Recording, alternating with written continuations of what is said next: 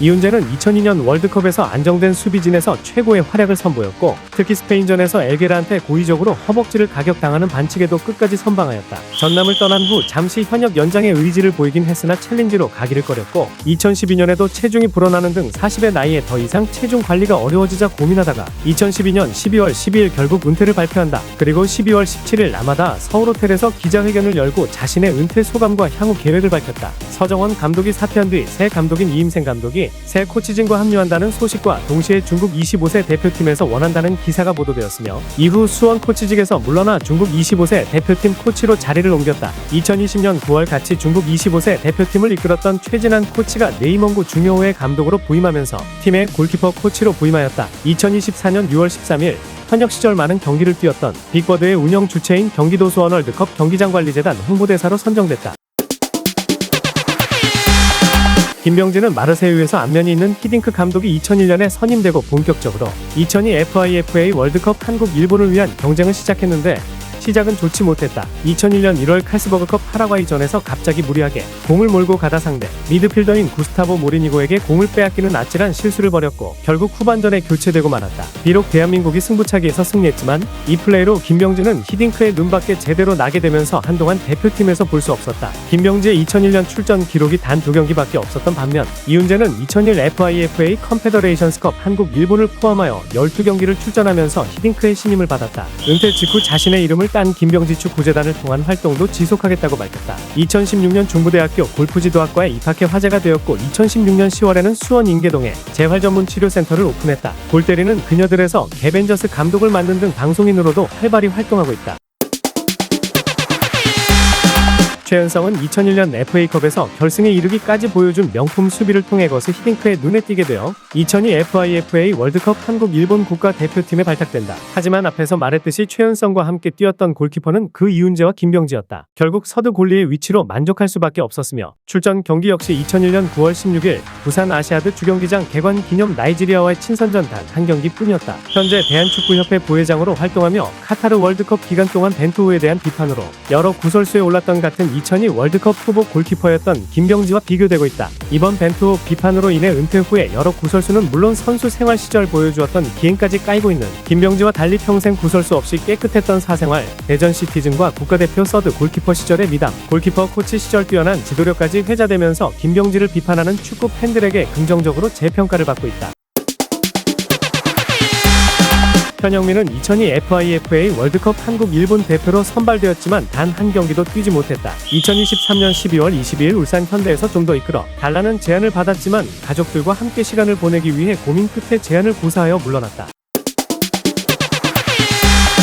최진철은 2002년 한일 월드컵 32개국 본선에서는 홍명보, 김태형과 함께 3백을 형성, 대한민국 사상 최고의 수비진을 선보이며 대한민국의 4강을 이끌었다. 커맨더형의 홍명보, 거침없는 파이터형의 김태형, 그리고 제공권 장악을 통한 헤더형인 최진철. 국내 수비수들 중에서는 그야말로 각 분야 최고의 수비수들이었다. 그야말로 강철의 3백, 역대 최상이라고 해도 과언이 아니다. 최진철, 김태형이 제공권을 장악, 끈덕지게 대인마크를 하고 뚫어내면 귀신같이 홍명보가 커팅한 뒤 전방에 안정적으로 배급을 해주던 이상적인 3백이었다. 게다가 혜성같이 발탁된 최진철은 피지컬적 우위와 뛰어난 대인마크로 피지컬과 대인마크가 치명적 단점이었던 홍명보를 완벽히 커버해냈다. 2021년 SBS 연예대상에서 감독상을 수상했고 2022년에는 올해의 리더상을 수상했다.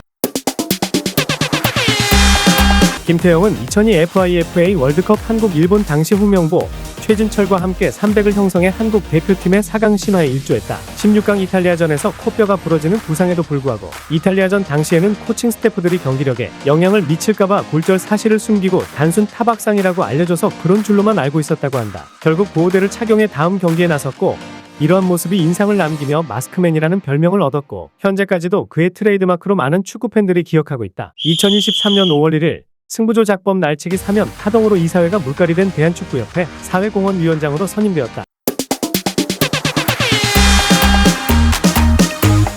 이민성은 2002 한일 월드컵에서도 23명 최종 엔트리에 포함됐다. 당시 네티즌들이 그렇게 주워 섬기던 심재원은 축협이 지원해 키운 선수라 히딩크호에서 기회를 제법 많이 받았으나 부상에 시달리며 활약이 좋지 못해 낙마했고, 성남의 김용철은 수비 리딩에 강점을 보이는 대신 발이 느리고 대인 방어가 떨어졌다. 전성기 때도 이영진, 조병국처럼 힘좋고 제공권에 강점이 있는 선수들이 파트너로 붙었는데 홍명보 중심의 103 전술 활용을 결정한 히딩크호에선 매력 없는 자원이었다. 따라서 자연스레 히딩크호 출범 초기부터 기용되었으며 대인 방어에 강점을 보이는 이민성이 뽑혔던 것이다. 중앙에서 대체 불가의 플레이를 펼치는 홍명보 대신 좌우 스토퍼 최진철, 김태형의 백업 센터백 역할이었다. 8강전까진 출전하지 못했고 준결승전 독일과의 경기에서 최진철과 교체로 56분에 처음 투입되었지만 미하엘 발락의 실점 장면을 두고 아직까지 이민성의 실책이었다고 비판을 받았다. 2023년 대절러버스 주최로 영화 드림 단독 상영회를 개최되었는데 팬들과 함께하는 행사에 같이 참여하기 위해 훈련 시간을 변경했다고 하며 일부 코치와 선수를 동행하고 해당 행사에 참석해 팬들과 같이 영화를 관람하기도 하였다.